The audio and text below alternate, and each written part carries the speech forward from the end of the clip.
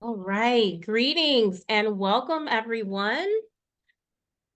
We are so excited to have you at the National Association of Black Women in Construction's 2024 Virtual Billion Dollar Luncheon and Transportation Opportunities. You could have been anywhere else, but you've chosen to be here with us, and we thank you for that.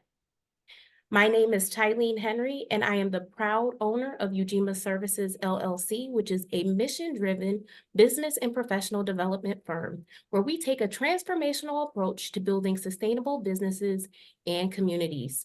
I am honored to serve as the president of the National Association of Black Women in Construction. The vision of the National Association of Black Women in Construction is to build lasting strategic partnerships with first-rate organizations and individuals that will provide groundbreaking and innovative solutions for Black women in construction and their respective communities. We are the voice of Black women in construction. NABWIC was founded to increase the national awareness of Black women in the construction industry, and our charge is to advocate for Black women-owned construction businesses for contract opportunities, create strategic environments that support educational, entrepreneurial, professional, and social network connections, and to train the next generation of Black women and minorities in the construction industry. So again, we welcome you to the National Association of Black Women in Construction's 2024 Virtual Transportation Billion Dollar Luncheon. So I'd like to share some housekeeping with you all. Please keep your phones on vibrate or airplane mode to avoid distractions. Make sure that you remain on mute as you're entering the meeting. Be sure that your full name appears on the screen for attendance purposes. If it doesn't, click Participants, click on your picture, scroll down, and rename yourself. We ask that all NABWIC members include NABWIC as well in your name. Participate in the roll call. So we're asking that each and every individual that's participating today include your first name, your last name, your title, your company name, and contact information in the chat. Though this virtual billion dollar luncheon is not in person, clearly there's lots of connections to be made, and we know that from our historical events. Make sure that your background is neat and tidy. Look into the webcam if you're speaking. Eliminate distractions, and make sure you're aware of your surroundings. So again, we want to make sure everyone shares their information in the chat so that we can connect with one another. We want you to have your cameras on and just know that there will be opportunities to network. So we want to welcome each and every one of you for joining us today. And just be mindful of our housekeeping rules as we proceed throughout the program. So again, welcome. All right, and now I'm going to provide an invocation. Heavenly Father, we thank you for blessing us with the gift to life today. We thank you for blessing us to be a blessing to others. We thank you for your grace and your mercy. And we just pray that you continue to provide guidance and peace. And we pray that each and every business, agency, and community is blessed. We thank you for a harmonious and supportive atmosphere. Amen. All right. So now, without further ado, I would like to welcome Ms. Valerie Mundy to introduce our first speaker. And that's Valerie Mundy of New City Infrastructure. Valerie?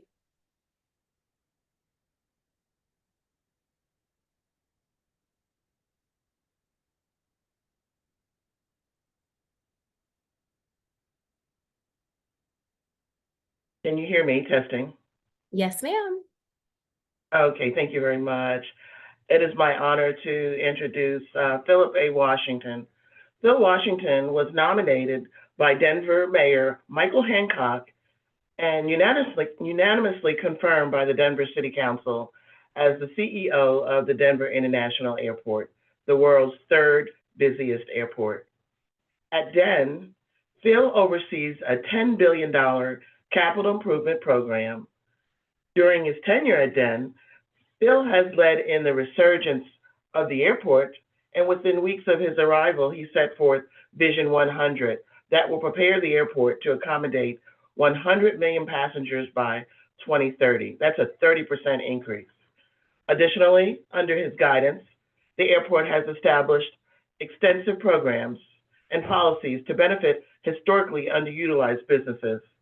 He's the co-founder of the Equity in Infrastructure Project, that's the EIP project, a nationwide effort that brings to life President Biden's Justice 40 initiative and his executive order to increase the share of diverse firms fulfilling infrastructure contracts.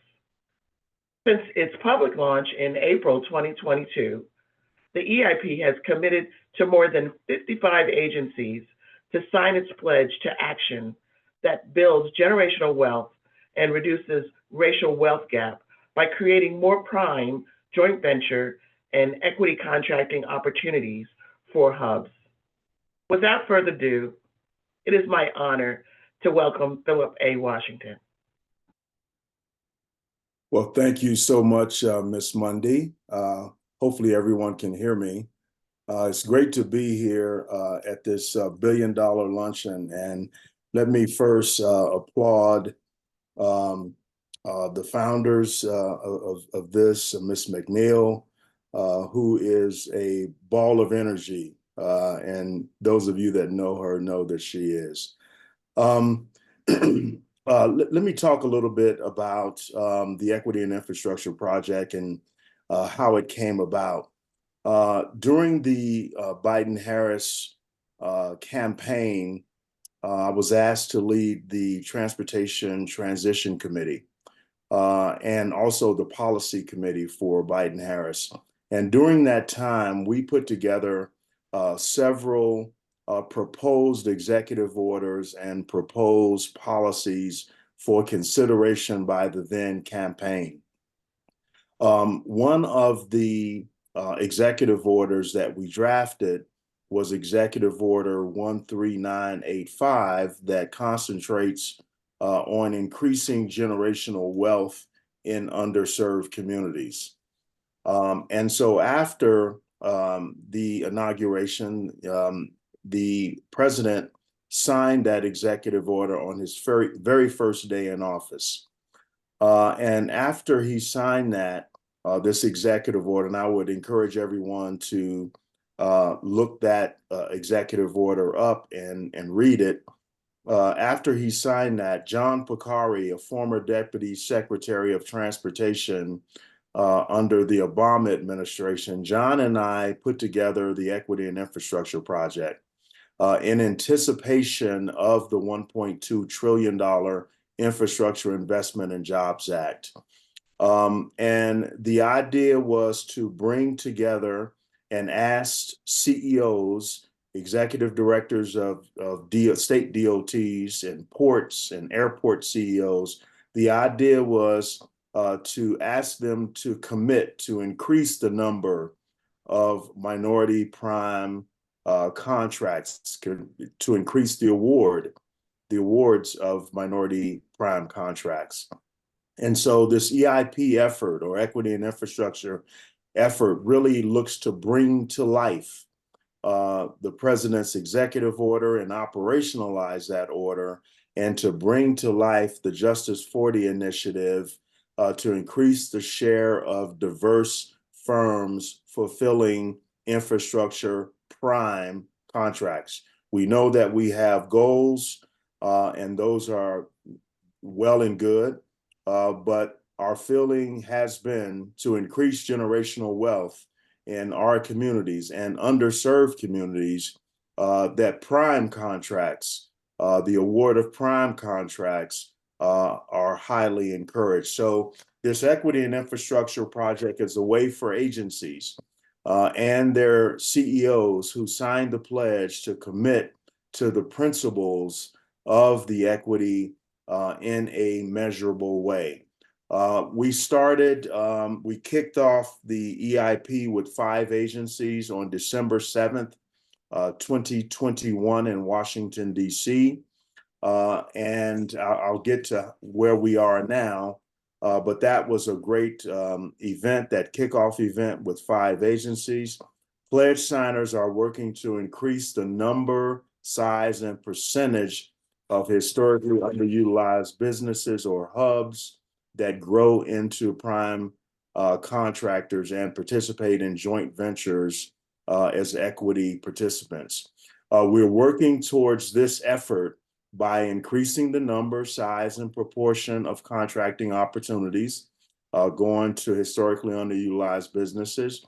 We also are looking to increase the number and size and proportion of opportunities going to hubs as prime contractors.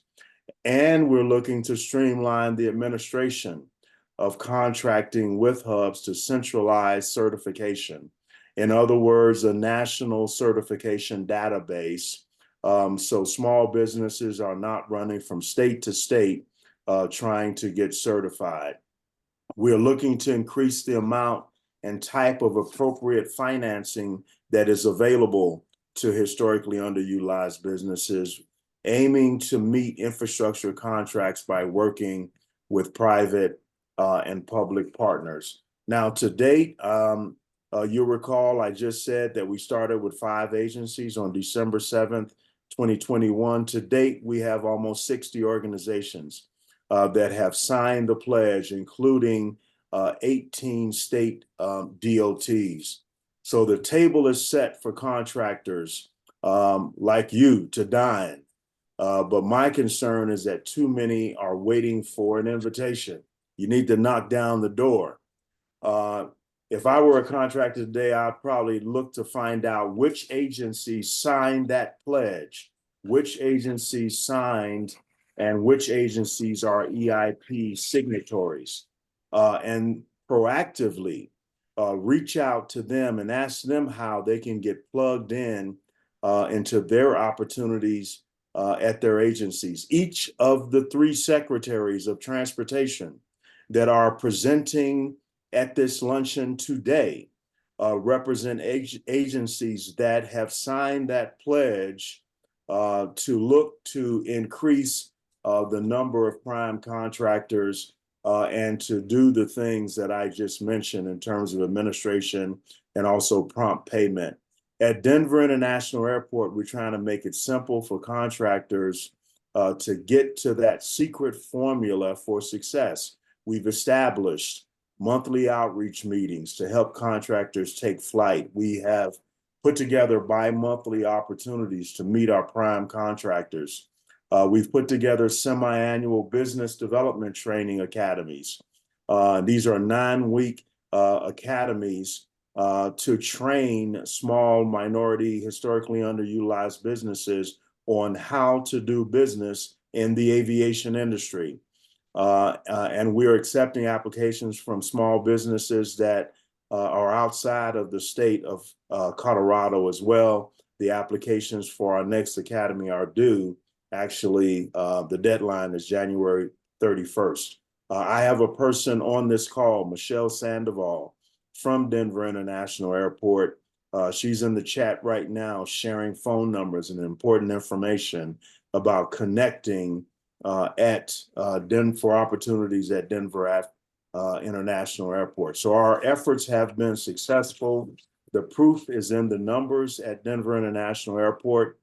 We've paid a record $742 million to historically underutilized businesses only in the last 2 years. That's an increase of 105% compared with the 3 years prior. And that is the largest in a 2 or 2.5, 3-year period in the history of this airport, almost $1 billion.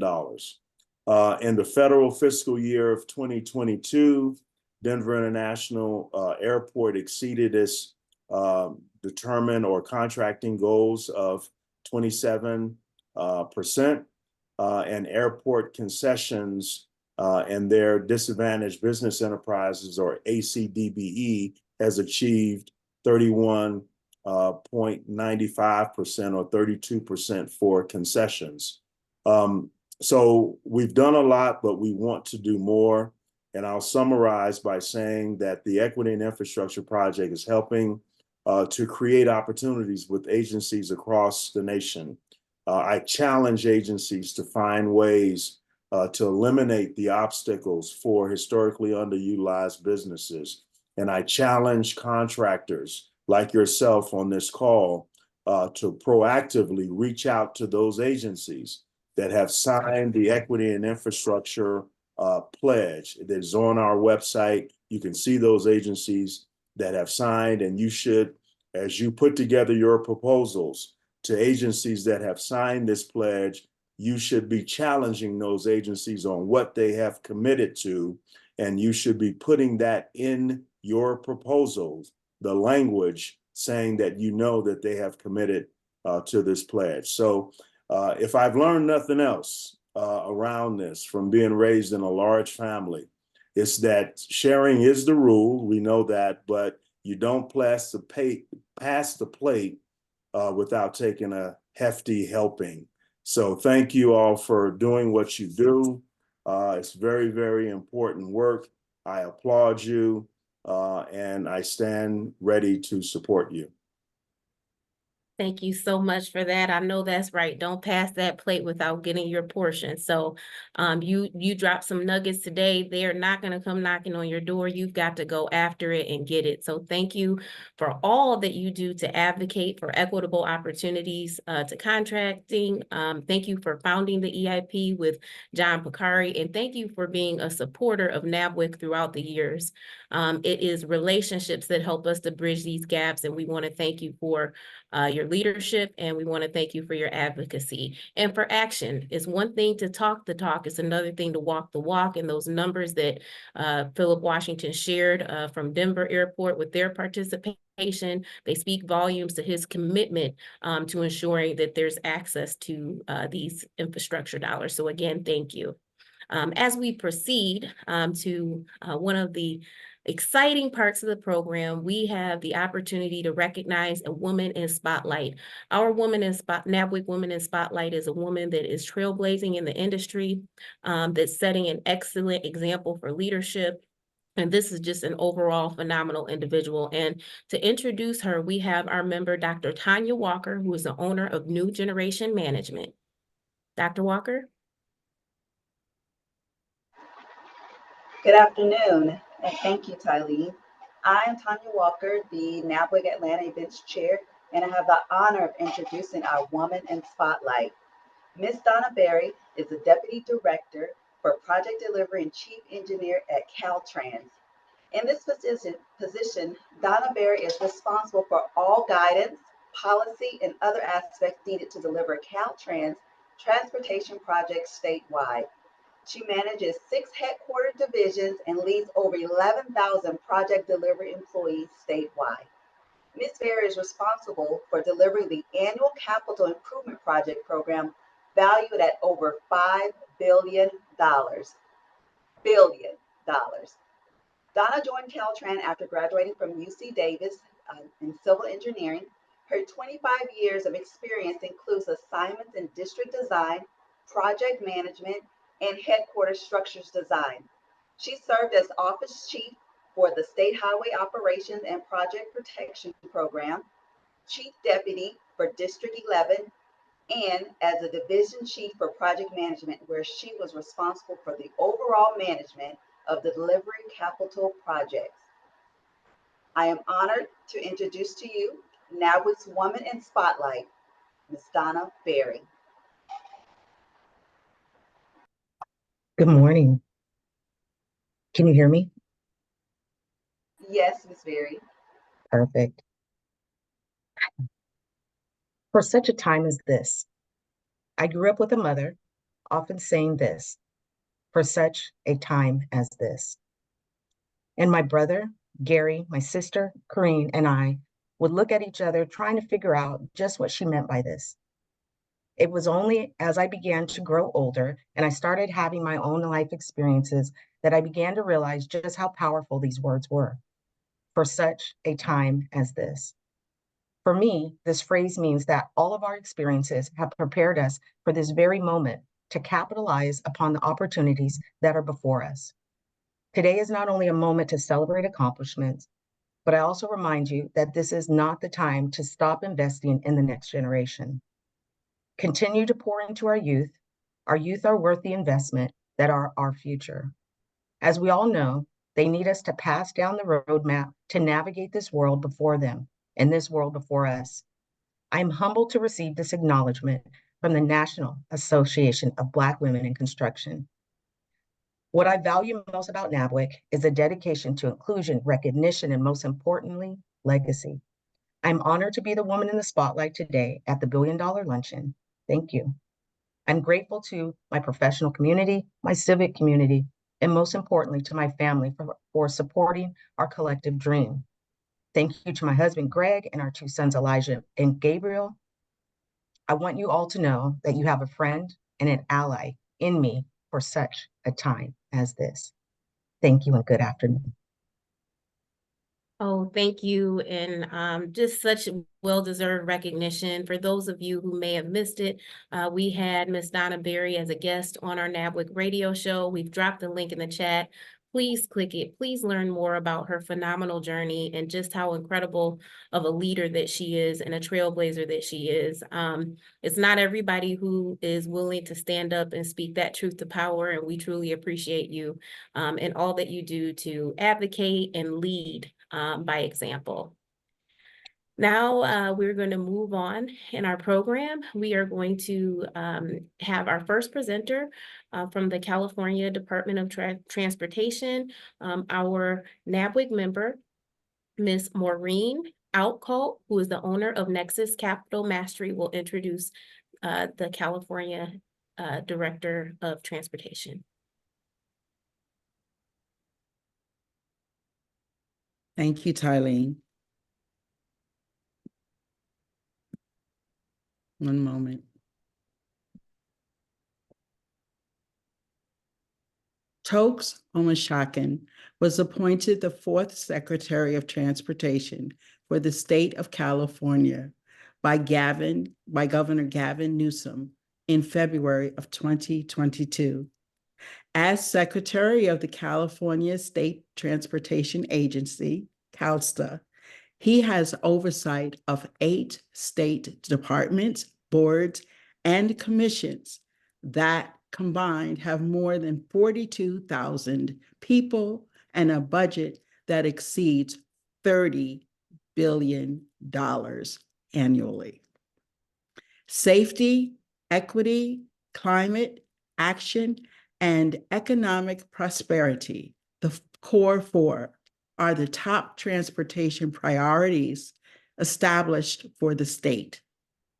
Prior to his appointment as secretary, he was director of the California Department of Transportation, where, as the chief executive of the department, he managed a $17.5 billion budget and more than 22,000 employees that oversee 50,000 lane miles of highways, maintain more than 20,000 bridges, provide permitting of more than 250 public use airports, fund 3 of Amtrak's busiest intercity rail services, and provide transit support to more than 400 local and regional transit agencies. In 2020, he and the Caltrans executive team established a new strategic direction for the department, prioritizing partnerships and community engagement to accomplish its goals to create a cleaner, safer, and more equitable and connected transportation system for California. It is my honor and pleasure to introduce Toke Omashakin.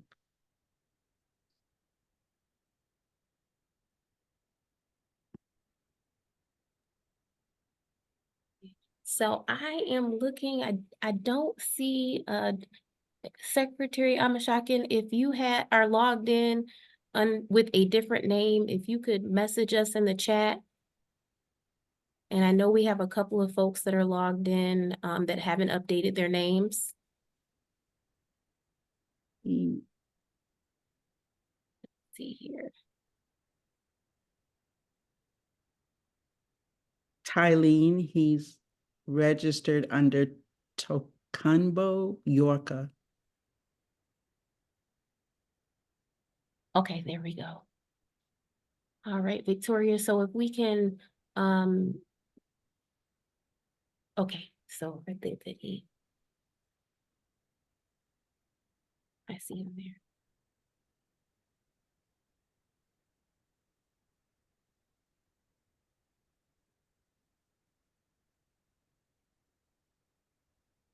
All right.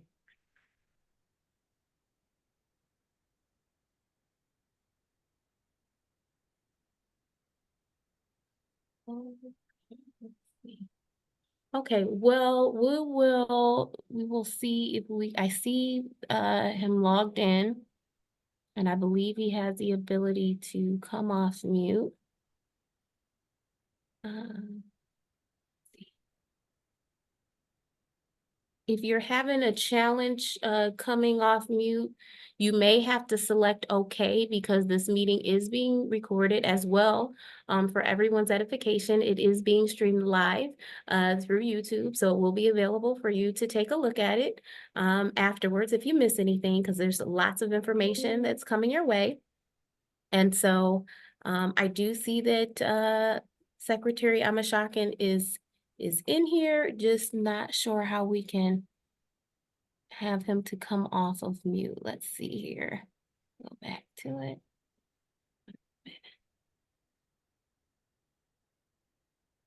All right. So what I'd like to do in the meantime, Victoria, which is our illustrious producer, thank you so much for that, Victoria. Is it possible for us to move forward to our breakout session, and then we'll see if we can work out whatever technology issue that we're having?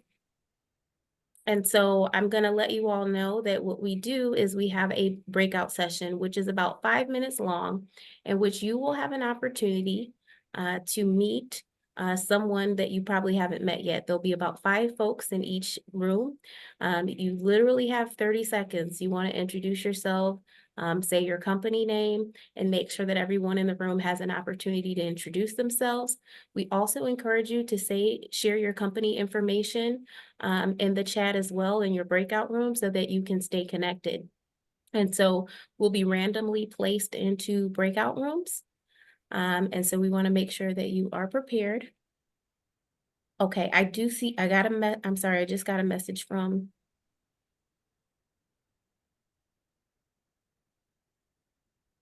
Okay, all right, so we are ready to do our breakout session. So you'll go into your breakout session for 5 minutes. Please make sure you introduce yourselves, meet somebody new, and make these connections. And we'll see you back here shortly.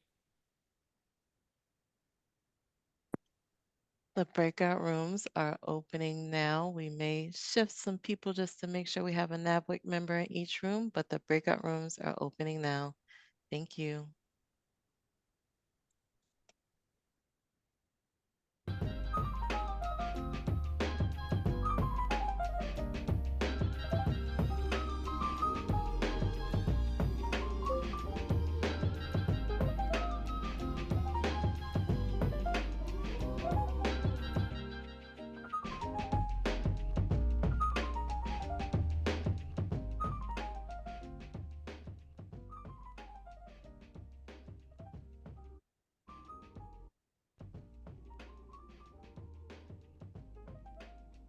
Miss Ann and Tallene, over to you. All right. So this year has been off to a pretty quick start.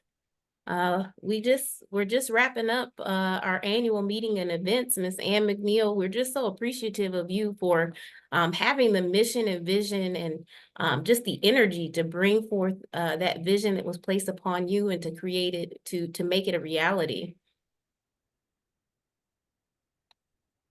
All right, Tallene, I see we have a number of individuals who are still waiting to go into a breakout room. So not sure if they can communicate with the Victoria to make sure that they are able to go into breakout.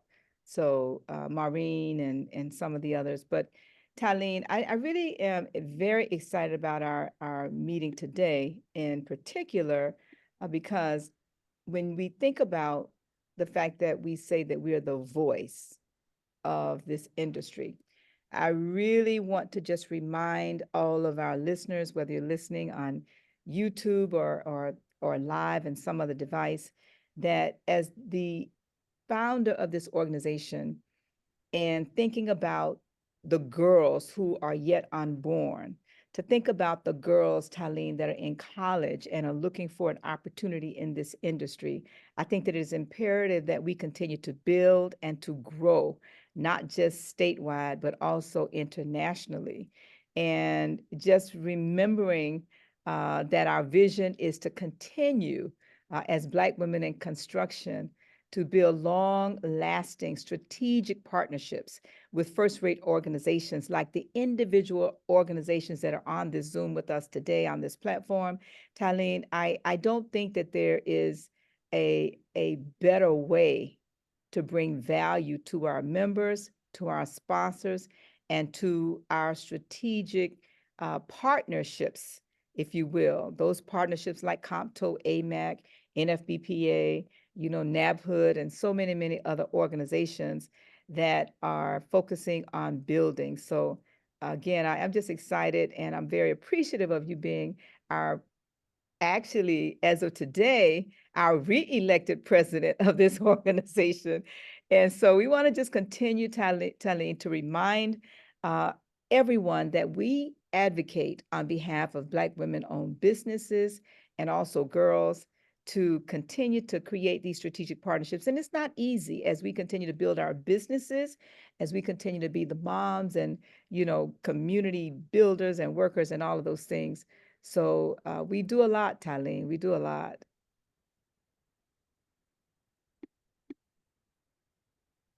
So one thing that I wanted to make sure that we had an opportunity to talk about a win for 2024 as we have this virtual $1 billion luncheon program. And for those of you that may just be joining us and perhaps you haven't participated in a virtual $1 billion luncheon before, the National Association of Black Women in Construction's virtual $1 billion luncheon program brings agencies and prime contractors to the table to present master infrastructure plans.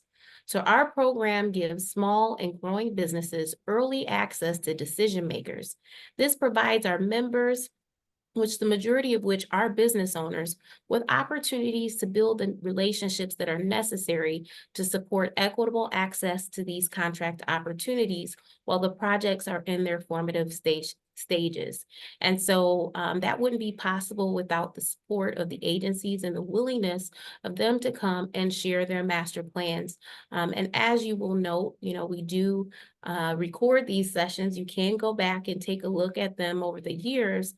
Typically, it is the director of the agency that comes and presents those plans, and they will usually bring some of their staff with them to support in answering questions and building relationships. And so one of the areas of concern sometimes for small businesses is, can I do business directly with an agency? And that's why we truly appreciate the prime construction and engineering firms that engage with us, such as our sponsor for this virtual $1 billion luncheon, Gannett Fleming, which we'll hear from them a little bit later.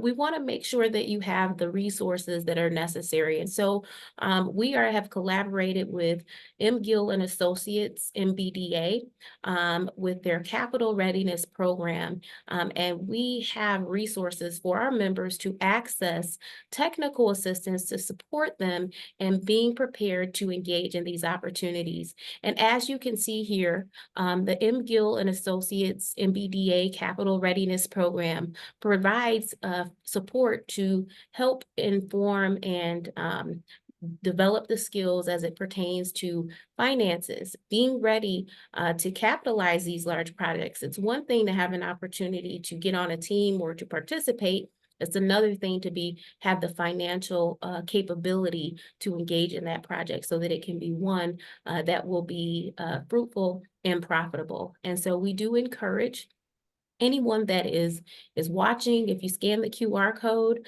it will take you to provide you with an opportunity to access some of these resources that are available to you. So again, NABWIC is collaborating with M. Gill and Associates with the MBDA Capital Readiness Program, and we want to make sure that all of our members and even any guests that may be seeking some support to be prepared to engage in some of these infrastructure projects that we will be bringing to you via our $1 billion luncheon program.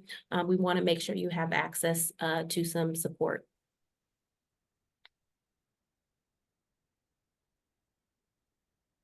All right. All right, thank you so much, Tylene. I do want to also continue to thank our sponsor, which was Gannett Fleming, and the fact that they have been, a constant sponsor for us for a very long time. And even though we have some other sponsors from the annual meeting, we'll talk about those soon, but I just wanted to just continue to share that. And it appears as though we're coming back because I see everybody's coming back now. On Yes. the screen, we have Valerie on YouTube, and we also have Angelina Perriman. So I guess the breakout rooms are now being open, closed. All right. Excellent. And so for those of you that are coming back, welcome back. Please get ready. We're going to be taking a photo soon. You ready, Miss Ann McNeil? No, not yet. Everybody's not.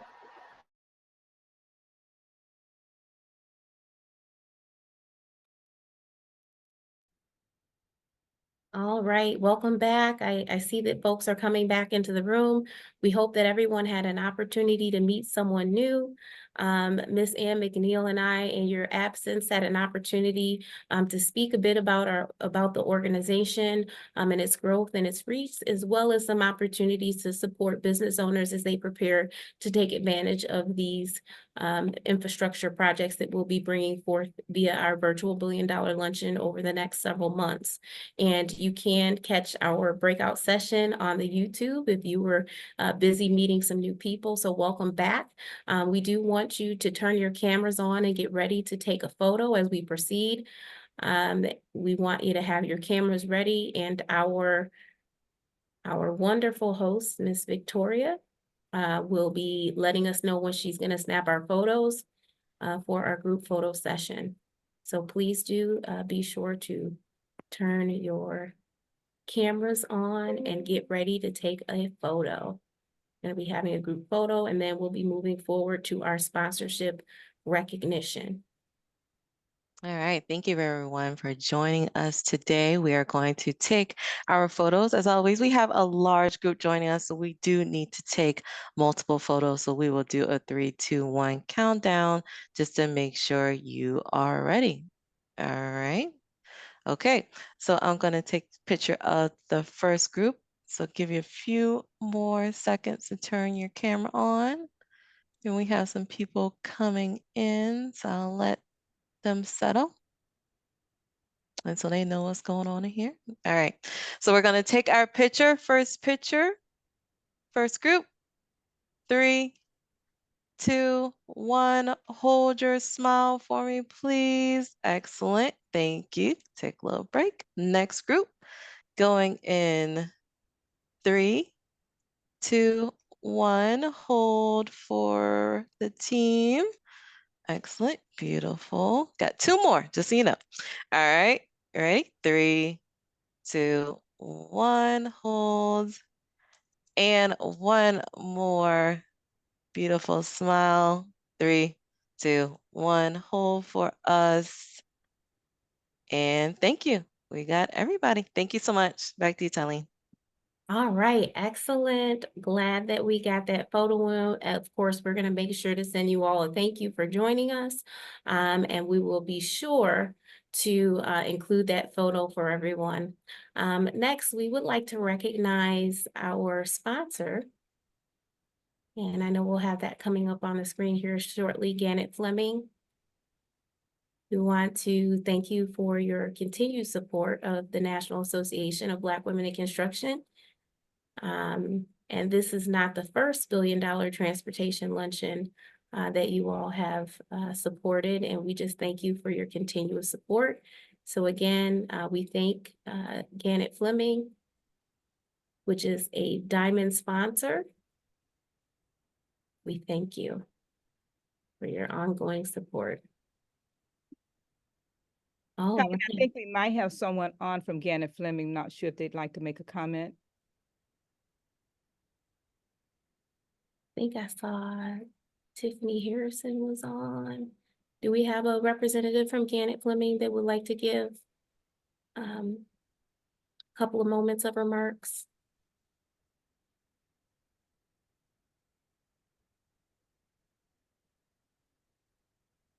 Okay. Good afternoon, everyone. I guess on behalf of Gannett Fleming, I really just want to thank everyone for participating in this lovely organization. NABWIC being able to connect women in construction, Black businesses in construction, I think is just a very valuable asset and resource to this industry. So we are happy to be a sponsor and we stand by NABWIC. And I just want to say we applaud everything that you're doing. All right. Well, thank you so much, Tiffany, and we appreciate your support as well. You and Ken joining us at our annual meeting reception earlier this week in Philadelphia, Pennsylvania. If you don't know, NABWIC is continuing to expand, and we do have a growing presence in Philadelphia. So all of you that are from Philadelphia, we encourage you to just continue to stay engaged, and you can give us a shout out in the chat. So we are going to continue to move forward in our agenda. And at this time, I am going to welcome Audrey Cawthon, which is the owner of Logan Briar Landing property, to introduce our next presenter. Audrey? Hi, good afternoon, everyone. Can everyone hear me? Yes. Okay, awesome. Good afternoon. I am honored to introduce our next speaker, Mr. Bradley Weaverich. Mr. Bradley Weaverich is the director of the Michigan Department of Transportation. He has served the department for 27 years in several capacities, most recently as the Chief of Operations Officer and Chief Engineer. Mr. Weaverich has also held the positions of Director for the Bureau of Development, Engineer of Design, and was the manager of the Marshall Transportation Service Center. He has worked in 3 different MDOT regions and as a road design engineer in the central office. Prior to joining MDOT, Mr. Weaverich was employed for 3 years as a field engineer by a consulting firm in the greater Chicago area. He is also a leader at MDOT, as well as nationally, by serving on the American Association of State Highway and Transportation Officials Board of Directors and Council on Highways and Streets. He also represents the Department of State, Transportation Innovation Council, and the Council on Future Mobility and Electrification. In addition, Mr. Weaverich serves as AASHTO's liaison to the Transportation Association of Canada Chief Engineers panel and is a co-lead for the Michigan Liaison Committee for the Gordie Howe International Bridge Project.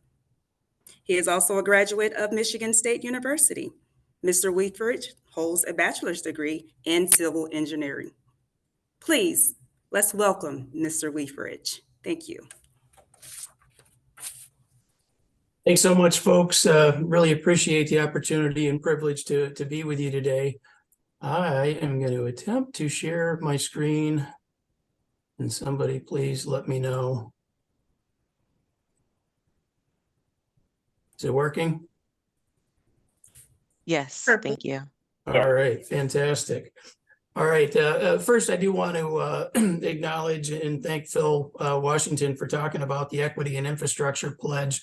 That is something that the Department of Transportation in Michigan was somewhat of an early adopter to back in October of 2022. It's that was done under our former director, Paul Ajiba, who's left about a year ago. But obviously that commitment to trying to grow opportunities especially prime contract opportunities for disadvantaged businesses, small businesses remains. So I'm going to talk to you about a project in Detroit that I hope you will find interesting on a few different levels. What we're doing is actually reconstructing what is currently a 1 mile long depressed freeway from I-75 in towards the riverfront in Detroit, and raising it up to at-grade boulevard to allow for so many more connections and whatnot. So a little bit on the overview and why we're doing this. It's an old freeway. It was built probably in the 50s and 60s, and its geometry is outdated. There's a lot of safety issues and whatnot. So when we talked about reconstructing, we said, do we really want to rebuild the same thing?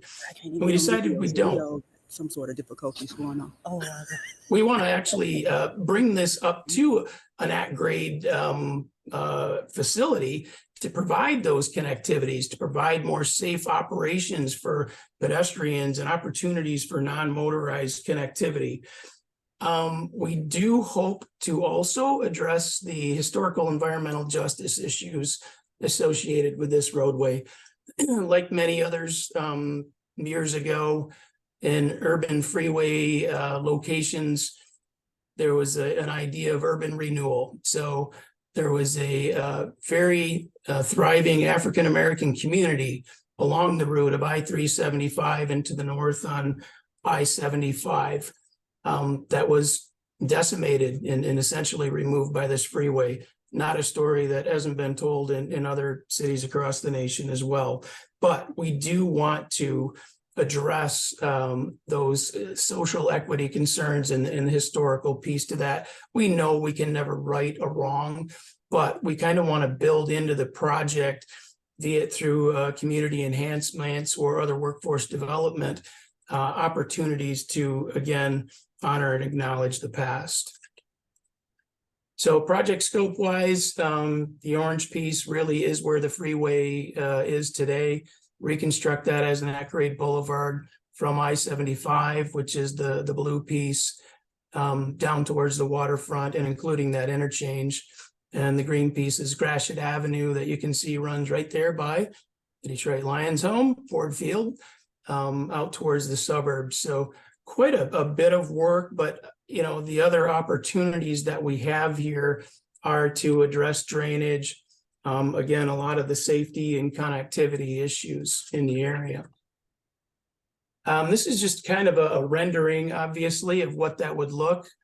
If you can kind of picture in your head that being a freeway that's about 40 feet below grade is what it looks like right now. And bringing that up, you will see where we have the opportunities to provide the connectivity, the non-motorized there. You can see the walking paths and cycling tracks on the east side. On the west side will be a nice big wide sidewalk as well.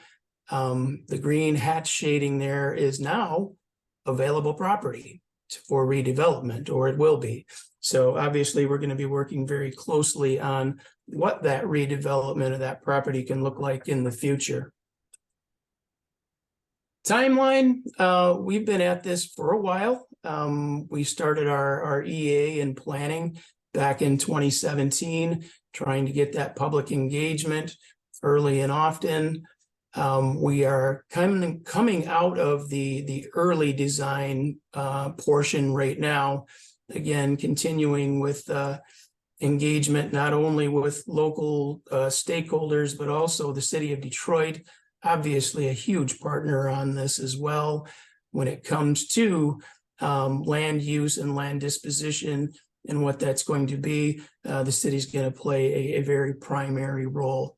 But we are now entering into the final design stage. And we've decided to use a delivery method of progressive design build. We only have one other project that we've used this on in the department. Folks may be familiar with design build. Obviously, design bid build is still kind of our bread and butter. or you may be familiar with CMGC, the contractor manager, general contractor. It's kind of a blend of the two, where we will actually hire a design and contractor team in phase one, but we will work with them in collaboration throughout that design. What that does is gives us a lot more opportunity for engagement in figuring out, one, not only from a constructability standpoint, but really from a contracting standpoint, what opportunities can we provide both in the development phase as well as in the construction phase. So with this project delivery method, it is iterative. So we're at about 30% plans right now. We'll move to 60 and then 90 and actually work towards a final price with them. Being open book, it's a lot more transparent in the negotiations. But again, it will provide us some opportunities to make sure that the aspects of the project that are important to us truly get incorporated. And again, like I said, there are DBE and workforce development goals that we have on the project. We do want to make sure that there are opportunities for Detroit-based minority-owned businesses. We are going to be looking at engaging with a wide variety of folks, including students, high school students, college students. Will likely be engaging with our transportation diversity and recruitment program. For those that don't know what that is, we'll be entering our 11th year into our TDRP, where we specifically target HBCUs to bring in folks that would otherwise not even think about coming to Michigan, or be able to have this opportunity to come to the state and work with us as an intern. I mentioned obviously working with the city as well. And again, working with our contractors and our design team to really decide what those opportunities can be. We also do have a mentor protege program where we'll team up some of our more experienced consultants with DBEs or small businesses to be able to help learn and grow their businesses as well. These I am not going to take a lot of time with. These are more for leave behind than anything else. Just so you are aware of the pre-qualifications that are going to be needed for this project. So the ask is if you think you might fit in here, if you're already a registered DBE certified in Michigan or not, we certainly encourage you to think about how you could be and could be part of this amazing large project. Again, it's both in the design side and the construction side. I'm not expecting that people are actually looking at these slides right now. These will be more of a leave behind. Hopefully we have access to the presentations, and you can kind of look through all of the different types of work that we know we're going to need on this project. So other potential services. These are kind of the ancillary things that we know are going to need to happen, but maybe not necessarily as part of a construction contract. Again, we'll be looking at our development team on how we can provide these. But if you see a place where you might fit in, I strongly encourage you to reach out to our Office of Business Development. Crystal Smith, her contact information is here. I will also be sure to put that in the chat. I kind of flew through that because I knew I only had 10 minutes to get through about 18 slides. But at this time, I would appreciate any questions you might have, and I will stop sharing.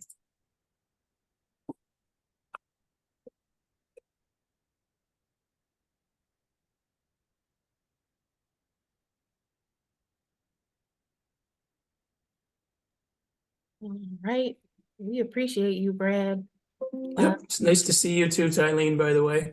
Absolutely, absolutely. Had an opportunity to meet Brad at the COMTO conference in Los Angeles, and several members of the Michigan Department of Transportation team, and just want to congratulate you all on the progress that you're making and the success of your transportation diversity recruitment program. Absolutely. Valerie, did we have any questions in the chat? I don't see any questions other than any future development opportunities.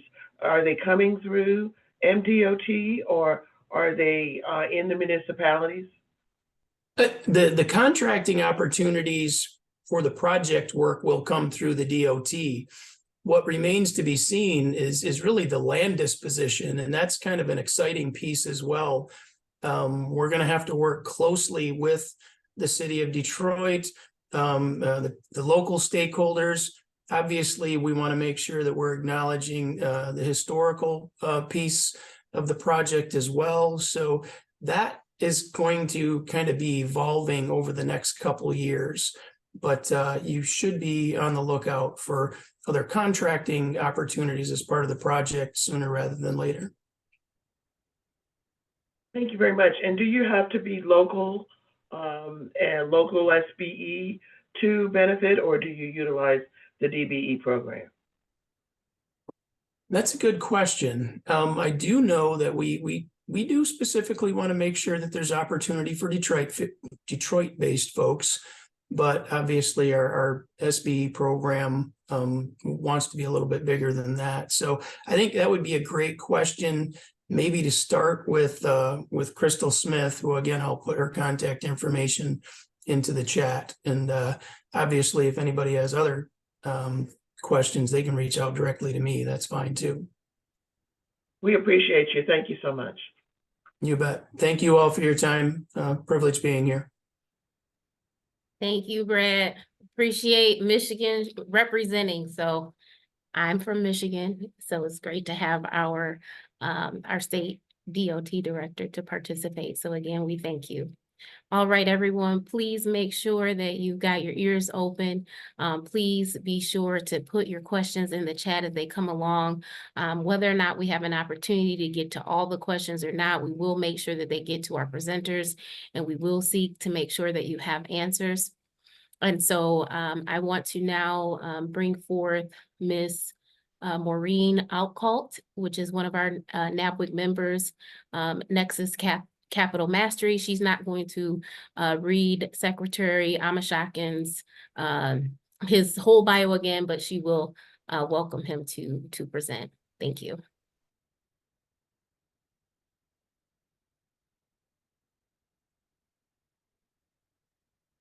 Thank you, Tyreen. Tokes Omashakin was appointed the 4th Secretary of Transportation for the state of California by Governor Gavin Newsom in February of 2022. As Secretary of the California State Transportation Agency, CalSTA, he has oversight of 8 state departments, boards, and commissions that combined have more than 42,000 people and a budget that exceeds $30 billion annually. Safety, equity, climate, action, and economic prosperity, the core 4, are the top transportation priorities established for the state. Prior to his appointment as secretary, he was director of the California Department of Transportation, Caltrans, where as the chief executive of the department, he managed a $17.5 billion budget and more than 22,000 employees that oversee 50,000 lane miles of highways, maintain more than 20,000 bridges, provide permitting of more than 250 public use airports, fund 3 of Amtrak's busiest intercity rail services, and provide transit support for more than 400 local and regional transit agencies. In 2020, he and the Caltrans executive team established a new strategic direction for the department, prioritizing partnerships and community engagement to accomplish its goals to create a cleaner, safer, and more equitable and connected transportation system for California. Again, it is my honor and pleasure to introduce Topes Omashako. Pardon me. Yeah, Omashake. yeah. Thank you, Maureen. Thank you for that very kind introduction.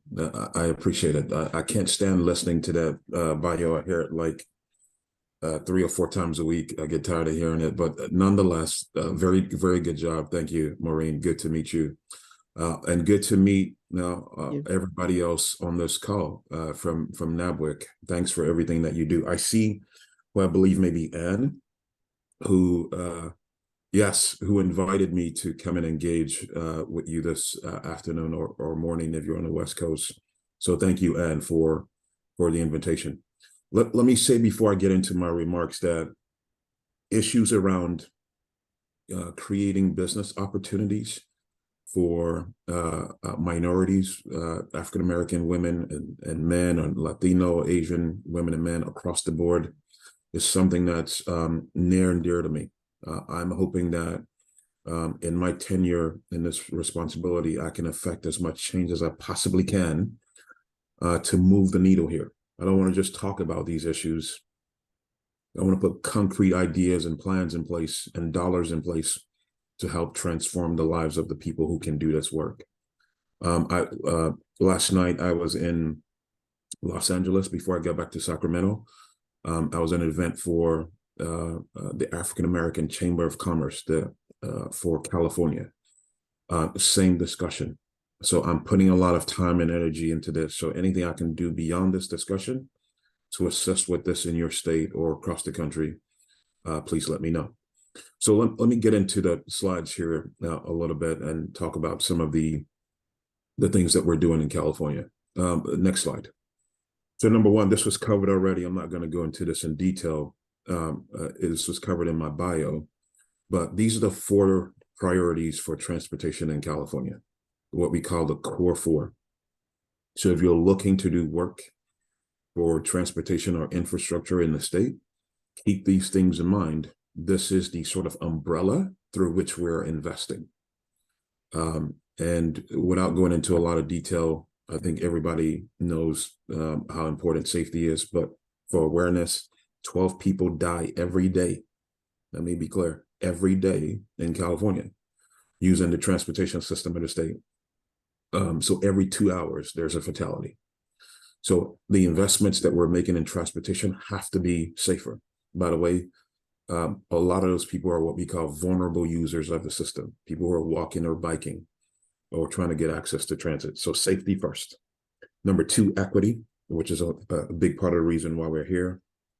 Not just in investing into places that we haven't invested before when it comes to transportation, so the communities that have been underserved, but also making sure that business opportunities can happen through this work as well. That's sort of the equity focus. Climate action, transportation generates 50% of the GHG in California. We need to reduce that. We need to eliminate that. It's the highest in the nation. We have more registered vehicles in California than any other state in the country. More than 30 million registered vehicles in California. So it's a big part of a big part of the climate challenge. And finally, economic prosperity. Investing in transportation is what makes communities, is what makes cities, is what makes states economically robust. So playing our part when it comes to the economy in the state. Next slide. So as far as some of what's happening, I think many of you are familiar with the fact that there's a state, there's a federal DBE program, there's a state program in California as well, beyond the federal requirement. But one of the things I'm really excited about is this effort that kind of encompasses a little bit of what we're doing in the state and the federal government. It's the EIP pledge. And this is where I believe I met Anne. If you're not familiar with this, please write it down. Look it up when you get a chance. CEOs and their agencies are signing on to pledge to help create more business opportunities for hubs, historically underutilized businesses. And this, of course, includes DBEs, the federal program, and is very much connected to the Justice 40 initiative from the Biden-Harris administration. My good friend, Phil Washington, the CEO of the Denver International Airport, who many of you know, helped start this, and some of his colleagues. And I'm now chairing what's called the California Plan on behalf of EIP, again, to create more hubs, more opportunities for hubs in California. And this very much fits into Governor Newsom's overall equity commitment as well, as he's calling for a California for all, for every single person, where every single person in the state has access to upward mobility. So the EIP pledge, look it up if you're not familiar with it. Next slide. So beyond, creating hubs, or assisting hubs and DBEs and SBEs in California, I'll remind you, like I mentioned before, we want to build better projects and invest better in minority communities. Many of you are familiar with what's happened with the history of this country as it relates to the fact that redlining efforts around highway proliferation in minority communities were all intentional efforts. Some people claim those efforts were by accident, including urban renewal, by the way. Those efforts were not by accident. They were intentional. And so we're being intentional in the inverse in California. We've created an equity advisory committee. These three organizations you see on the screen, the Secretary's Office, CalSTA, the CTC, and Caltrans have created this new equity advisory committee with the responsibility of making sure that we elevate communities that have historically been marginalized in California to make better investments in those communities. So beyond the business part, which we're here to talk about, make better decisions to have more equitable outcomes in those communities. By the way, some of the members you see on the screen, they're also compensated. So this is not just us creating an organization for lip service. These folks are compensated to do this work, to inform us in state government to have better equity outcomes. Next slide. Creating jobs and again, business opportunities is something that Governor Newsom is very committed to. Just this last legislative cycle, SB 146 and SB 150 passed. Look these up, these California bills up when you get a chance. They're very much focused on creating job opportunity and business opportunity and contract opportunities, I should say. Part of these bills established more opportunities for JOCs, job order contracting. Some of you may be familiar with JOCs and how they work, but essentially with JOCs, we have more sort of smaller bundles of projects, whether it be a safety project or a paving project, smaller bundles of projects that contractors can bid on in the state. It's very much worth looking into those two bills. The last one there, AB 2019, passed 2 years ago, two legislative cycles ago. It's the first time in the state's history where, by law, every state contract in California is required to have a 25% goal. Let me repeat, a 25% goal on all contracts to SBEs in California. So if you're a small business, and this is not just transportation, any contract. So it could be in the Department of Education, wherever it may be, there's a requirement for a 25% goal to small businesses in the state. I will say it's race neutral. It doesn't mention anything about race, but it does say small business 25%. So some recent efforts in our state to put laws on the book to lean us towards more opportunities for women and minority owned businesses. Next slide.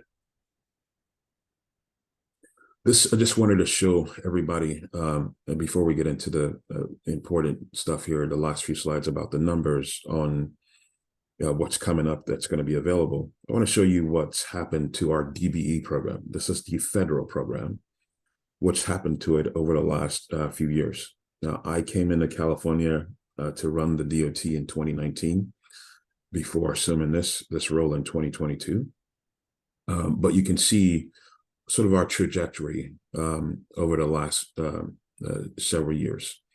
If you look where it says 2016, 2017 on the very far left, we were putting roughly $250 million into the DBE program 8 years ago, roughly 250 million. And you can see what our target was and the actual participation was.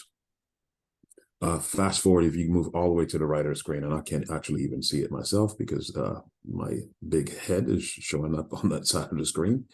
I'm trying to move it out of the way, but I can't see it. But the last right side of the screen, you should see a number that's something like 835 million or something to that effect at the top right corner. That number today is actually a little over $1 billion for the first time in the state's history. And I know this is more than any other state in the country, for sure. I know this for a fact. Our DBE program was a $1 billion program. That's how much money we spent on, we put into disadvantaged businesses. So you can see the growth since Governor Newsom has been in office. So I've been in office serving on his team. The programs has almost tripled since that time. And a large part of it, just to be honest with you, is because of the IIJA and how much money we're seeing coming into infrastructure from the federal government in California. So a lot of positive growth on the federal side of the program. Next slide. So these last two slides cover really what I think most of you are here for, which is where do the opportunities lie that are coming up. These websites, and you, I'm sure, Ann and the team will, Maureen, you guys will provide this to everybody that is on. But these are the places, these websites where you can go to find out exactly what's coming up, all the bidding opportunities that are in the pipeline, and you will see more detailed information than I will be able to share with you in these brief few minutes. The site, I'll note that not included here, this entire list is mostly Caltrans. But I also have responsibility and oversight of the California High-Speed Rail. The California High-Speed Rail recently received from President Biden and Secretary Buttigieg, we received a $3.1 billion grant. It's the largest transportation grant in the state of California's history. It's going to mean more opportunity, obviously, for contractors to do this work. We're hoping that by 2030, the high-speed rail project will be open in California. It will be the first in the nation, a train that will go more than 220 miles an hour. So that work is not just going to go to the big primes that usually get the work. There's going to be a lot of opportunity for smaller minority-owned businesses to do part of that work. And by the way, that project is likely the most expensive, or I shouldn't say expensive. I should say it's the largest projected budget for a construction project in the country. Now a little north of $100 billion for this high-speed rail project. So, and we just got $3 billion from the federal government. So important. Last slide here. So that's the link. The slide before is where you go to find the more detailed information. But I was asked to provide some examples of projects that are going to be coming up that total more than $1 billion. So besides high-speed rail, that's $3 billion, where bids are going to be coming out over the next year. Here are just some brief examples. Not going to go into detail on these, but just a brief highlight. And you can see the important part there, the dollar figures in the middle. projects ranging from the $60 million range all the way to the $300 million range. But just starting with the first one in March, in 2 months, Caltrans is going to be doing work on State Route 4 and 242. It's a $68 million project resurfacing 62 miles. So you know there's going to be a lot of opportunity for, again, smaller work, smaller subs, and of course the primes to do some great work. The pre-bid meeting is February 21st. Our team can get you details on how to participate in that virtual pre-bid meeting, but that's just one example of work that's coming up soon. I'm going to jump all the way down to close to the bottom of the screen there, where some other unique work is happening. Caltrans, in partnership with the CDT, the California Department of Technology, we're doing broadband. Now, some people, when you think about infrastructure, you mind, because it's probably the lion's share of where infrastructure money goes, you think transportation. But I'll tell everybody, there's water-related investments, sort of climate change-related investments that are going on. But one thing that's also getting a ton of money, including in California, we've got $6 billion from the federal government. And Governor Newsom has also put in $5 billion in state money. One area is broadband. And we have an opportunity coming up, $185 million project to put in fiber optic cable through Santa Barbara County in Southern California. So this is just a brief list. If you want more information as far as like details on these projects, we can definitely get that sent to you, or you can go to those websites on the prior page directly. And I didn't say this about high-speed rail when I was covering that. If you just do a Google search or just a general search for business opportunities, California high-speed rail, it will send you to a landing page that has a bunch of information about what's coming up on high-speed rail and opportunities there. And so those are the two biggest areas, Caltrans and high-speed rail, where you see a lot of opportunities coming up. You just do a Google search or just a general search for business opportunities. I'm echoing back to myself for some reason. So they want to go in.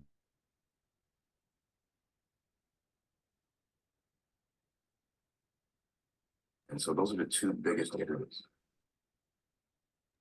Okay, excuse me. I think someone may have their YouTube on. If your microphone is open, if you can please turn your microphone off, because that sounds like someone's YouTube. Thank you.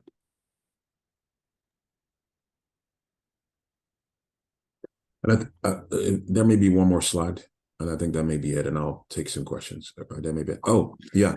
I just wanted to remind all of us, I know all of you are doing some very important work. As we celebrate this month, Dr. King's birthday, and next month, Black History Month, sometimes I think we get into a place where we think the efforts to make the changes that we want to make, especially, for example, in this space, that it's going to come without a fight, that it's going to come without a struggle. I want to remind all of us that the change that we want to see, it only comes through a fight. It only comes through a struggle. It's not inevitable.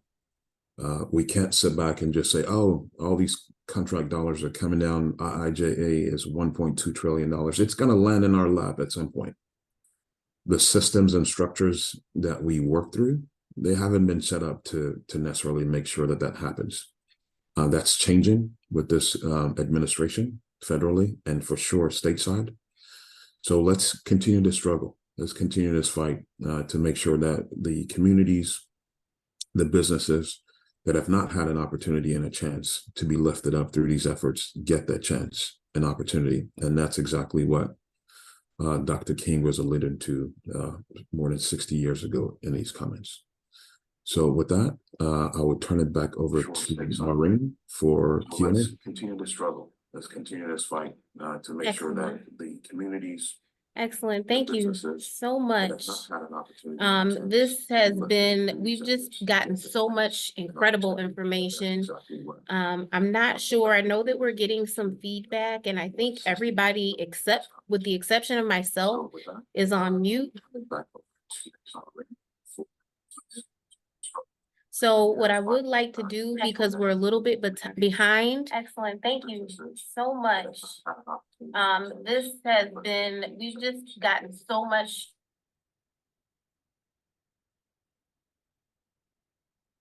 And I think everybody except with the self is on mute.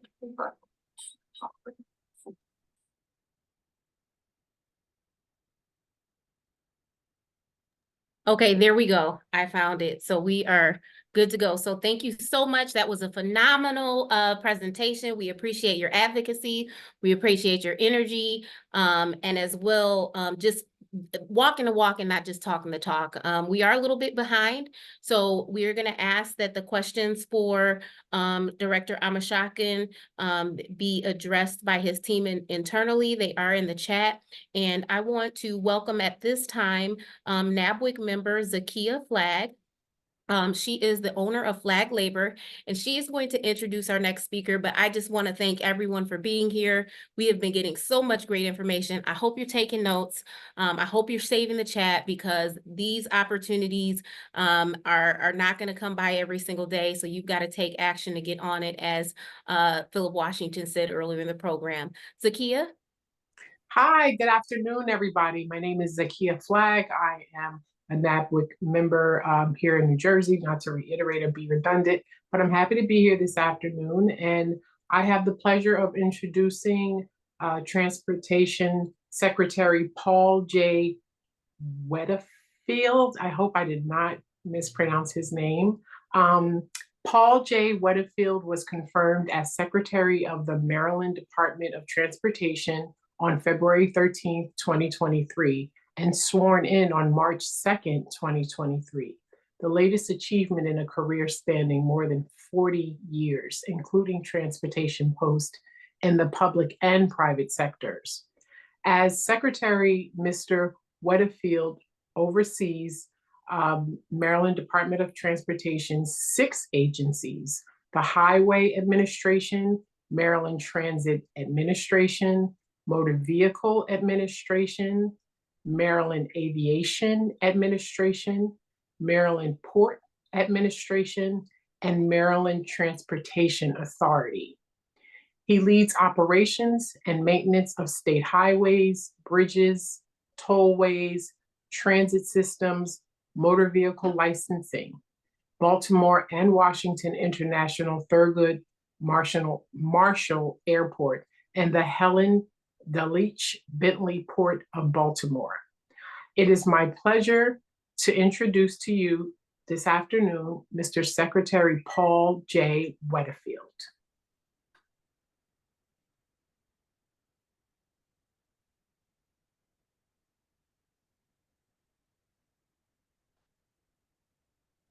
There you go. Can you hear me now?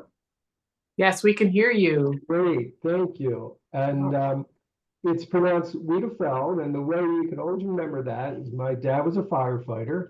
Okay. And if you were on a balcony with him and the two of you fell off, Wiedefeld, right? Oh, I love that. So it's Secretary, allow me to do it again. Ladies and gentlemen, I'd like to introduce the Transportation Secretary, Paul J. Wiedefeld. Wiedefeld, there you go. Thank you so much. Thank you. And I don't know if Brad is still on, but Brad, we have a pretty big game this weekend, and so do you. And I'm hoping we meet in 2 weeks together, the Baltimore Ravens and Detroit Lions for the Super Bowl, which would be fantastic. As you notice, we have a tradition in Baltimore that you wear purple on Fridays before a game. So it's Purple Friday here, and we're looking forward to tomorrow. I also, as the Secretary from California just mentioned, we're also as part of the EIP pledge. So if you're not aware of that, definitely look it up. I'll try to keep this short. I know you've had a long day, but as was mentioned, we're kind of unique in the department where we have all the modes of transportation and we have a consolidated funding source. So you can see anything that touches people in terms of mobility or freight, we do here at the Department of Transportation. So we're very fortunate, I'm very fortunate to work with Governor Moore, Wes Moore. If you haven't met him, you have to meet him. He is fantastic. If you haven't read his book, The Other Wes Moore, I'm sure maybe many of you have. It's a great read and talks about this gentleman's both his history and his priorities. What's really interesting about him, he's not a politician. This is his first time in that go round. He's an entrepreneur. He's a celebrated military veteran. He's just a fantastic person to work with. I did not know the gentleman until he asked me to think about this job. So I'm very fortunate to be selected for this position a year ago yesterday, in fact. But his priorities and ours are first and foremost, obviously, safety, a balanced approach. The governor likes to say that he does not like the construct of either or, that there always is a way to get to something in the middle.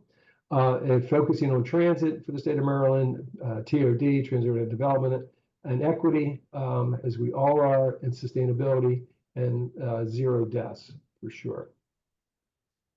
So one of the big things to get at some of the safety issues is pedestrian safety action. And what I was going to do is talk about some of the things that we have underway and some of the things that are coming, so that particularly from a business perspective, you can start to think about how do you start to plan for these projects. I won't go into detail of any of the pursuits. You can go to our website. It's all there, and you can follow that, as well as how to get certified in the state of Maryland if you aren't already certified here. But basically, we've put aside $100 million to advance complete streets. We've identified 5 major corridors throughout the state, and we'll be doing that over the next few years. And again, so there's lots of opportunities there for businesses to engage in that portion of our safety strategy.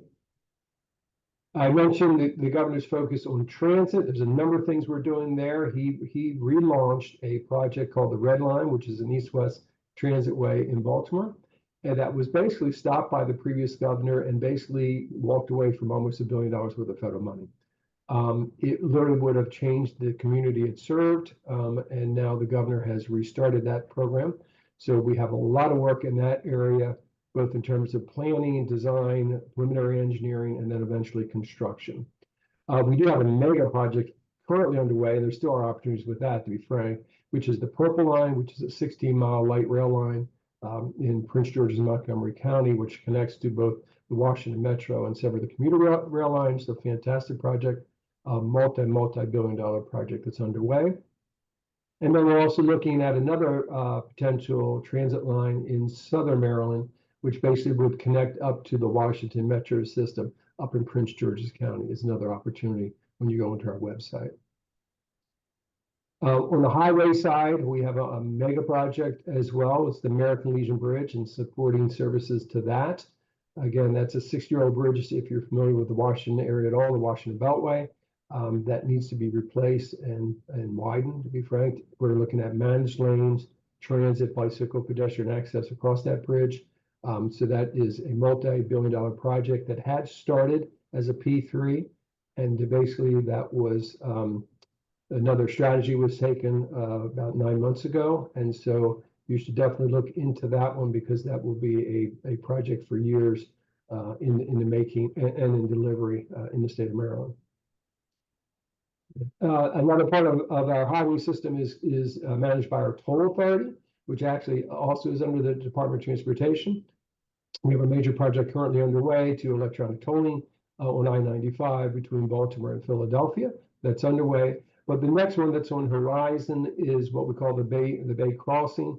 We're in the NEPA process there, but that connects the eastern shore to the western shore of Maryland, connects to our beach resorts on the eastern shore, and that is another mega project that will take years of planning and engineering work, and then finally construction work that's on the horizon.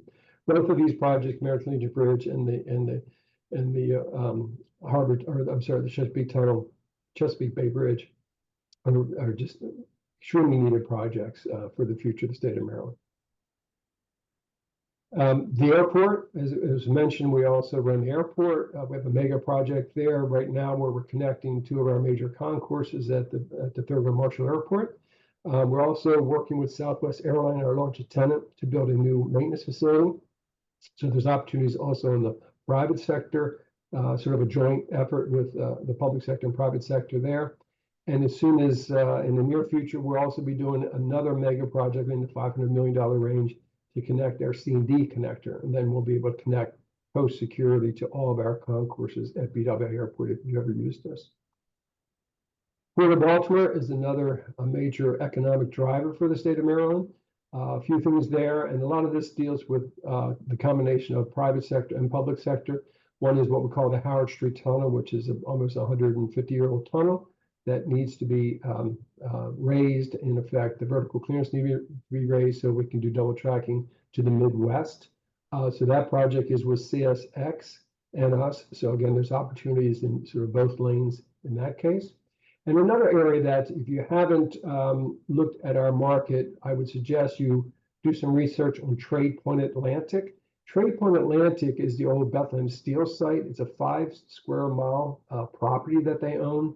Extremely aggressive business venture there that again brings in public and private opportunities. They do everything from they're doing the wind turbines for out in the ocean for us, as well as double stacking or cargo and bulk opportunities, and a lot of warehouse type opportunities there. So tremendous opportunity there for the future at Trade Point Atlantic. We were very, very fortunate to have the president in just about a year ago, I think on Monday, where he announced several $1 billion to do what we call the Frederick Douglass Tunnel, which is the old tunnel that basically where the Amtrak Northeast Corridor goes through between Washington and Boston. And it's one of the choke points on the Northeast Corridor. And associated with that are a number of bridges further up in Maryland near towards Philadelphia that need to be redone. So we've been very fortunate to pull down quite a bit of dollars, almost $7 billion for that work, all sort of in the very early stages and tremendous opportunities along the entire Northeast Corridor there. And we were just recently announced as the new headquarters for the FBI down at Greenbelt, which is where the metro station is right there. There's a major interchange, a lot of local development work that will occur around that. There's some final stages with that, but that project is coming to Maryland, and we're very proud of that. And it's been quite a battle for a number of decades to get that, but we now have it coming to Maryland. So tremendous opportunities there. And the MBE program, DBE program, ACDBE program, obviously all comes through the department. We have certified almost 9,500 firms in Maryland, and we are the gateway for that for the state. And we've awarded over $500 million last year for minority businesses. I'll just wrap up with this one sort of slide, which is equity and transportation.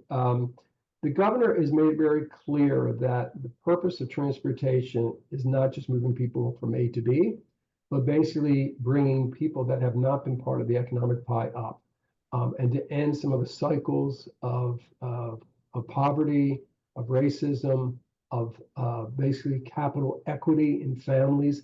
Needs the transportation scale of what we do and the dollars we do and how we impact communities is the tool to do that. So that is primarily the focus of the Department of Transportation. So when you do work for us, it's very important that you always understand that is what's driving our decisions and where we will spend our dollars. And we're looking for people to be part of that. So that is the governor right there, meeting with some of our community. And there I am with the mayor of Baltimore to my left, and our lieutenant governor, Aruna Miller, at a recent bike event. And basically the governor's motto is leave no one behind. Obviously it is built a little bit on his military background, but he really means it from the perspective of to be a successful community, state, city, you have to bring everyone along in the economic wealth of the state. And that is his primary focus and our primary focus. So with that, I would be glad to take any questions that you might have. And I know you've had a long day, but thank you for giving me this opportunity. Phenomenal. Thank you so much. Just appreciate your energy as well, Mr. Wiedefeld. That was great. I'll never forget how to pronounce your name. Miss Valerie, do we have any questions in the chat? Side note, go Lions.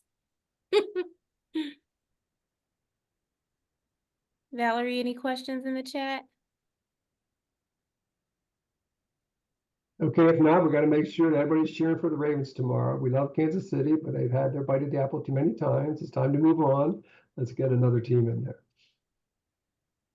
All right. Hopefully we'll I make do it. have one quick question, Tylene. Okay, go ahead. Really quick, this is just one of those general questions around certification.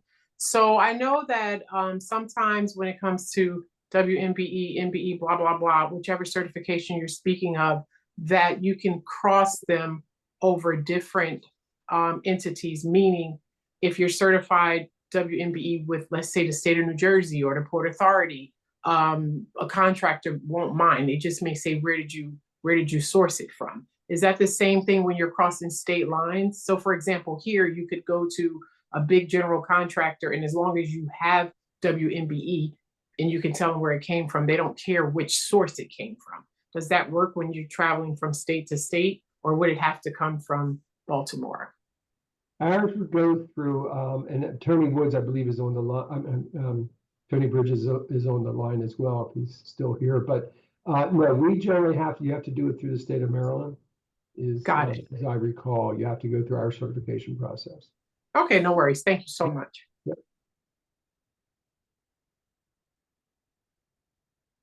Excellent. I'm just looking, I think that's it. And so you got a lot of support for your Ravens in the chat here. Here we go.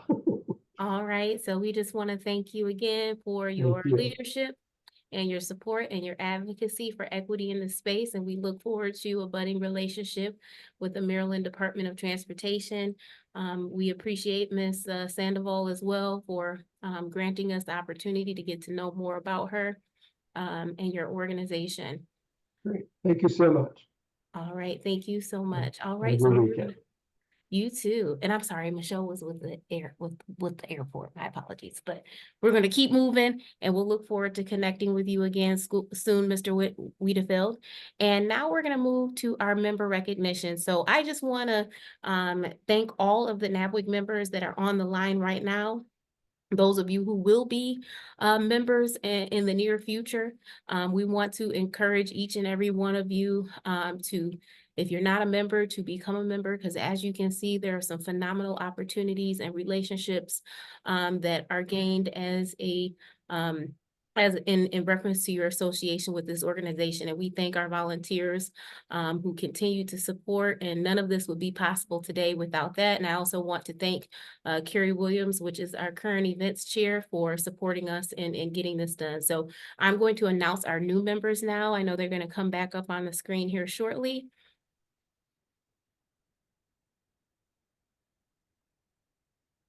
All right, so welcome to our bronze corporate members. So myself, Josephine Hood and Deborah K. Thompson. And small business members, Margaret Gashlin and Amber Lawson. As well, we've got representation very strong from Philadelphia, Elaine Johnson, Curtis May, Tamika Richards, and Elizabeth Carter. And then I believe, and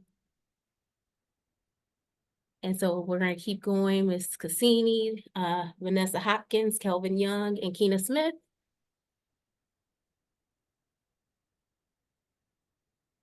Camilla Collins, Stephanie Humphrey, Georgette Davis, and Katrina Harris. Small business members. All right.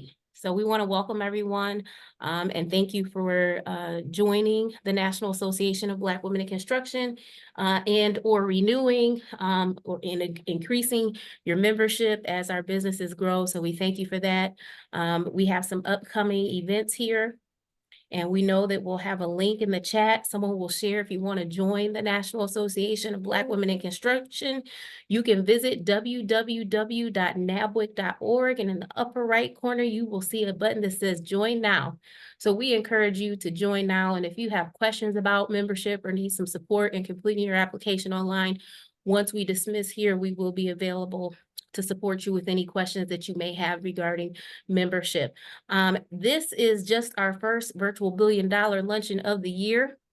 Please know that we have several coming up. So February 21st, we have CRAs, and so we'll be exploring public-private partnerships as they pertain to CRAs, the Community Reinvestment Act. In March 13th, solar energy. April 10th, aviation. May 8th will be in facilities. June 12th, the Department of Defense. August 14th, transit. October 9th, water utilities. And November 14th, ports. Save the date, folks. We hope to see you at our next virtual $1 billion luncheon. All right, New York Build Expo. So all of our East Coasters, those of you in New York and New Jersey, even those here in Philadelphia, we hope to see you at the New York Build Expo, February 13th through the 14th, 2024. Phenomenal opportunity to connect with professionals in your industry. Chicago Build 2024, October 22nd through the 23rd, 2024. Again, we hope to have you all to join us. This will be a phenomenal event and a great opportunity to connect with folks in the industry.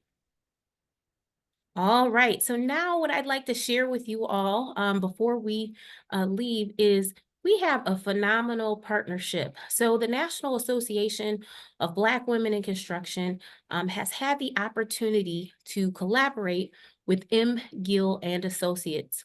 We are a part of their team for the MBDA Capital Readiness Program. And so as we talk about all these phenomenal opportunities as growing businesses, oftentimes we need to make sure that we have the financial capacity to capitalize these programs. And so we want to ensure that all of our members, as well as those of you that are guests, understand that this is the MBDA Capital Readiness Program is operated by M. Gill and Associates, and it provides no-cost technical assistance services to prepare and propel socially and economically disadvantaged individuals toward financial opportunities and business success. Services are available to startup and established businesses in Florida, the U.S. territories, and to businesses that reach out to any other U.S. state. And so this is a phenomenal collaboration that we have. It's a great resource to our members and to our supporters. And so we do encourage you. Again, this is a free resource, and I have dropped the link in the chat, and as well, there is a QR code there. All right. So we thank you. And in the chat, again, I have dropped the link. The Capital Readiness Program, which is operated by M. Gill and Associates, is a great program that is free of charge. Ms. Ann McNeil? Yes, I just wanted to remind everybody that we will be having a breakout for membership immediately following this meeting, and there is a breakout being created. Thank you. All right. Well, we want to thank you. So again, NABWIC, our members and supporters, we've done it again, another phenomenal $1 billion luncheon. We want to thank our chair and founder, our illustrious leader, Ms. Ann McNeil, for this incredible vision. This was something that was birthed by her, a virtual $1 billion luncheon, a way for us to get ahead of the dollars. And so we just thank you for your vision, Ms. Ann McNeil, and not only for a vision, but putting it into action and making it accessible for us all. So we thank you again, Ms. Ann McNeil. We thank all of our guests, and we welcome you. If you are interested in membership, please stick around. We'd love to get to know you, and we'd love to help you to become a member of this incredible organization with a harmonious and supportive atmosphere. And we are looking to continue to make sure that we put something on our plate for 2024. So we thank Phil Washington for letting us know we've got to go get it and making sure that there's a platform and a space for us to do that. So thank you again.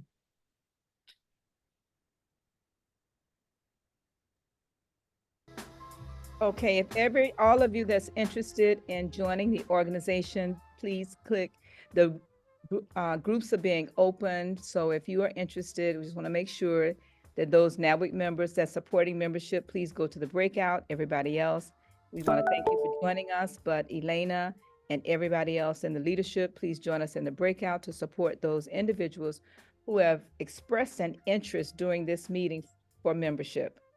and we will join you in breakout room number 1. Thank you. Thank you, everyone. The breakout room is opening now.